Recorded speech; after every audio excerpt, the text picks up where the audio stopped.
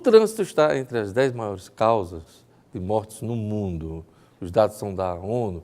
Os acidentes com vítimas fatais têm caído no Brasil, mas ainda morre muita gente nas ruas e rodovias. Foram mais de 47 mil mortes no trânsito brasileiro em 2018. Meu convidado hoje é o inspetor Jefferson Ferreira, chefe do Núcleo de Acidentes da PRF no Rio Grande do Norte. Boa tarde, inspetor. Boa tarde, Diógenes. Boa tarde, telespectadores. Apesar da queda no número de mortes nas rodovias federais, principalmente, o trânsito ainda mata muito, né, inspetor? Sim, Diógenes, o trânsito mata muito, está entre as maiores causas de mortes no mundo, está entre as 10 causas maiores de morte no mundo, né? E isso depende muito da atitude do condutor, né? Ele faz a diferença. O que seria necessário para a pessoa, pelo menos, tentar evitar, né? Porque às vezes existe a fatalidade. Sim, né? sim. Mas como a pessoa poderia evitar um acidente de trânsito? Diógenes, a primeira recomendação é prudência. Ao assumir um veículo, você aumenta a sua massa, né? Você se desloca com muito mais velocidade e ele responde ao seu sentimento, né? Então, assim, quando você se torna mais prudente, você pensa melhor nas suas decisões no trânsito, você consegue cometer menos acidentes. Então, dirigibilidade, Sim. né? Respeito às leis de trânsito, né? Um pouco de generosidade, Com né? certeza. Respeito ao ser humano, não Sim. só quem está dentro do carro, mas quem está na rua, na Exatamente. calçada. Exatamente. Na O pedestre rodovia, né? participa do sistema de trânsito, né? Então, assim, o condutor ele tem a responsabilidade também de zelar pela segurança do pedestre e o pedestre em cuidar da sua própria segurança em relação ao trânsito. Vamos falar do Maio Amarelo. Como é que começou o Maio Amarelo? O Maio Amarelo começou com a iniciativa da ONU, né? No dia 11 de maio, onde ele decidiu tomar uma providência em função do número de mortes que estavam muito elevadas pelo mundo, em função do trânsito. Eles fizeram um levantamento, né? Sim, sim. E constataram aí, se eu não me engano, 50 milhões de feridos naquele ano, Exatamente. no ano anterior, aliás, 2009, se eu não me engano, Isso. os dados. E 50 milhões de feridos com sequelas. Exatamente. E 1,2 milhão de mortes em todo o mundo, né? Exatamente. Essa é uma preocupação muito grande, porque os custos decorrentes destes acidentes, além das tragédias diárias com as perdas de vidas, né?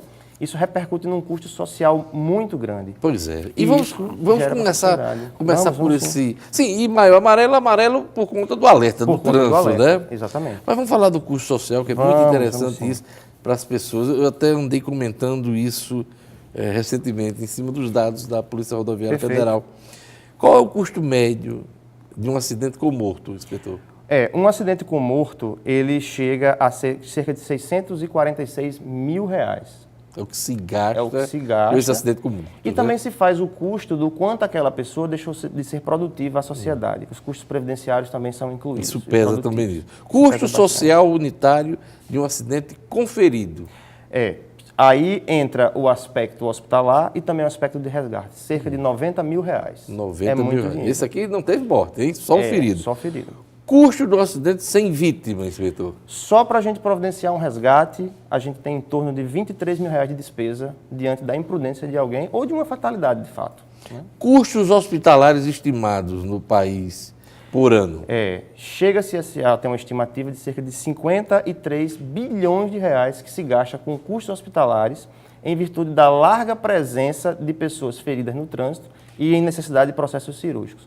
Cerca de 65% dos leitos cirúrgicos podem decorrer em função desse acidente de trânsito. Salvo engano, isso é bem mais do que o Bolsa Família, hein? Verdade. O Bolsa Família do governo federal. Se eu não me engano, os gastos anuais do Bolsa Família giram em torno de 35 a 40 bilhões de reais. Então, se gasta com o hospital, por conta de acidente de carro e acidente no trânsito, 53 bilhões de reais por ano.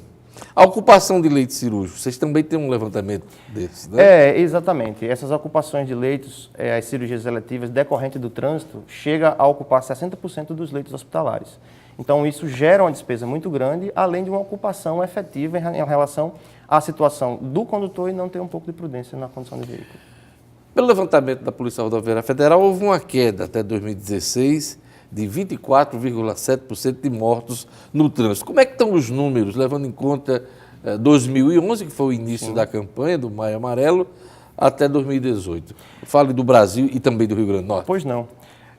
O Brasil tem feito o dever de casa, né, em relação à busca da redução da mortalidade. Né? No tocante às rodovias federais, que está na nossa competência, nós tivemos no Brasil uma redução aproximada de 40%, 39,40%, certo?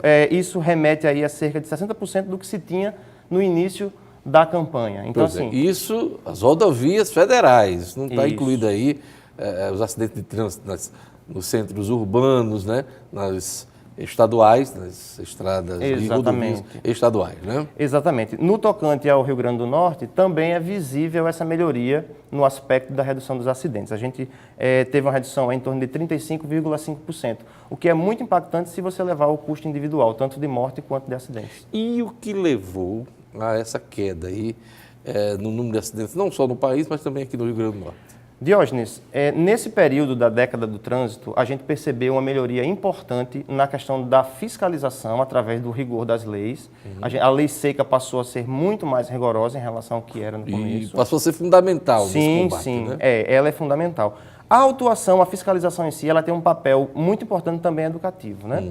Nós tivemos uma melhoria na qualidade dos nossos veículos, a frota houve uma renovação também importante. Alguns equipamentos que os veículos trazem hoje, como o freio ABS, também airbags, isso tem evitado a mortalidade, maior mortalidade no Diante trânsito, de um acidente, esses equipamentos ajudam a diminuir o impacto sobre a vida de quem conduz e de quem é passageiro. Né? Isso é bom saber. As rodovias também, foi feito algum esforço em relação à duplicação de trechos, à melhoria de trechos urbanos. A gente tem visto aqui, dentro do trecho urbano de Natal, a construção de diversas obras de arte, né, os viadutos, que isso também ajuda a evitar problemas em relação à condução. E desde a duplicação da BR-101 aqui, um caminho aqui de Recife, de João Pessoa, caiu o número de acidentes aqui no Rio Grande do Norte, né? Sim, trecho, né? Aqui no trecho também. Esse trecho que nós temos aqui de Parnamirim até a Arena das Dunas é o trecho mais incidente de acidentes aqui no estado. E realmente colabora muito essa mudança do trecho em relação às vias. Então, importantíssimo, fiscalização e o rigor da lei, né? Isso, exatamente. E para complementar, em cima dessa pergunta que você me fez, eu gostaria de ressaltar talvez o principal fator, que é a questão da educação do motorista, dos atores do trânsito, com relação às suas posturas. Porque desde o início da campanha do Maio Amarelo e também dessa iniciativa da ONU, que vem sendo feito um esforço muito grande em passar para os condutores, para os atores do trânsito, a importância do comportamento deles diante disso. Então, essa mensagem que é trabalhada hoje no Maio Amarelo, ela não repercute só no Maio Amarelo, ela repercute durante o ano. No Maio Amarelo, a gente dá uma ênfase para realmente dar aquela lembrada. Eu notei que esse ano a campanha traz as crianças, né? Os jovens, crianças, na campanha. Por quê? Diógenes, as crianças entram nesse cenário de duas formas. A primeira é por serem mais frágeis diante do trânsito, serem de fato a maior parte passageiros, né? E se tornarem vítimas mais suscetíveis aos acidentes. E outro aspecto é que se você educar uma criança desde cedo, levar essa consciência, ele cresce como cidadão melhor. E também participa da educação para o trânsito, porque ele cobra do pai, não use o celular, coloca o cinto de segurança. Verdade. Então ele é um bom fiscal de trânsito nesse momento também. Eu já andei levando carão da meninada lá em casa. Me diga uma coisa, e com relação às crianças, eu lembrei agora da questão do cinto de segurança atrás. Geralmente o motorista coloca o cinto, pede até para o passageiro ao lado colocar o cinto, mas esquece de pedir para a galera lá do backstage. É verdade. Diógenes, a gente sempre tem que ter a consciência de que o motorista ele é o responsável tanto pelos equipamentos como pela condução dos passageiros. Então, a gente precisa ressaltar que o cinto de segurança é um equipamento obrigatório para todos os presentes dentro do veículo e cabe ao condutor a responsabilidade de cobrar isso de cada um. Então, quando não for possível usar o cinto de segurança, é necessário a gente pensar naqueles equipamentos de condução de crianças que também devem ser utilizados. Hoje tem muita infração por conta de cinto de segurança, né? Sim, tem sim. As pessoas acreditam, às vezes, no imaginário de que só porque eu vou me deslocar da casa da minha mãe para a casa da minha avó, dentro da cidade, isso não gera um risco, é tão perto, mas os acidentes fatais também podem acontecer abaixo de 50 km por hora. E as crianças soltas, ou qualquer outro passageiro solto dentro do veículo, ele se projeta com muita energia e pode causar um dano realmente muito sério. E por isso o aumento de autuações. Vamos aos números, Exatamente. né? De 2018 e 2019. Nós tivemos esse levantamento que eu lhe trago, ele é agora de 2019, né? No mesmo período agora até março, houve um incremento de 13,55% no número de autuações. Então, aumentando aí, né? Aumentando, exatamente. Isso se deve também ao aumento da fiscalização e realmente, às vezes, alguma falta de cuidado do condutor. E foram mais de 20 mil autuações no ano passado. Aliás, Exatamente. esse ano já, né? Já esse ano. Já Esse ano já, né? Exatamente. Comparado os anos, o mesmo período do ano de 2018 para o de 2019. Então, esses 4 primeiros meses do ano, Exatamente. né? Agora, o que me impressionou aqui nos dados que a PRF apresenta aqui no Rio Grande do Norte é o aumento da frota de veículos. Exatamente. Tem crescido bastante, né? Tem sim. Esse também é um dos fatores que pressionam o trânsito em relação ao aspecto violência, porque você passa a ter mais veículos disputando o mesmo espaço.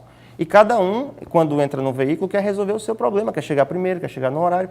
Então, isso aumenta o volume dentro da caixa de trânsito e recorre a mais acidentes.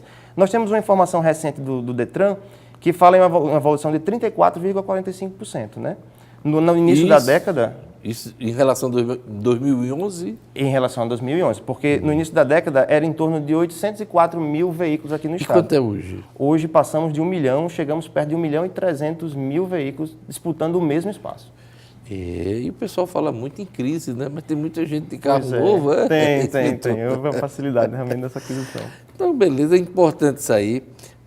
Os números da fiscalização em 2018, só para a gente ter uma ideia. Na fiscalização de 2018, aqui a gente inclui não só o aspecto da fiscalização de trânsito, mas a Polícia Rodoviária Federal atua em diversos aspectos. Então, a gente tem pessoas fiscalizadas em relação a mandados de prisão, a outras situações, cerca de 170 mil pessoas fiscalizadas. Que inclui, inclusive, o combate ao tráfico de drogas. Exatamente. E também a criminalidade. Exatamente. Né? Proporcionalmente, em função do contingente, a Polícia Rodoviária Federal tem um dos níveis mais altos de apreensão de drogas do Brasil. Talvez seja a líder em relação a isso. Porque o crime circula, né, inspetor? Circula. Pelas estradas, principalmente, né?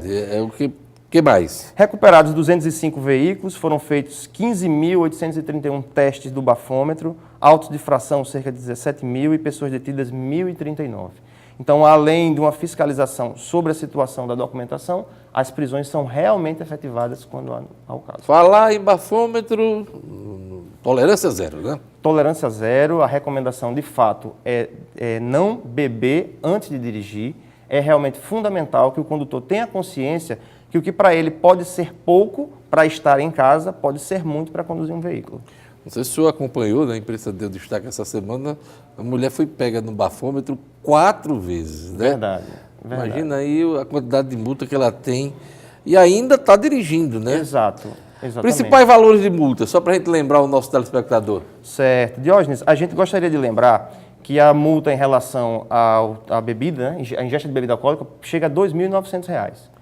Isso é um aspecto a primeira muito vez, importante. Exatamente. A primeira vez. E isso pode ser dobrado, né? A gente lembra que recentemente houve uma atualização dos valores de multas, onde elas foram majoradas. A leve continua R$ 3,88,38, média R$ 130,16, grave 5 pontos, R$ 195,23 e gravíssima 7 pontos, R$ 293. Vamos repetir, porque às vezes o camarada não presta atenção ao valor das multas. Vamos lá. Veja só. Uma infração leve custa R$ 88,38. Essa infração leve é o quê? 4 pontos na carteira? São 3 pontos na carteira. 3 pontos na carteira. 3 pontos na carteira, exatamente.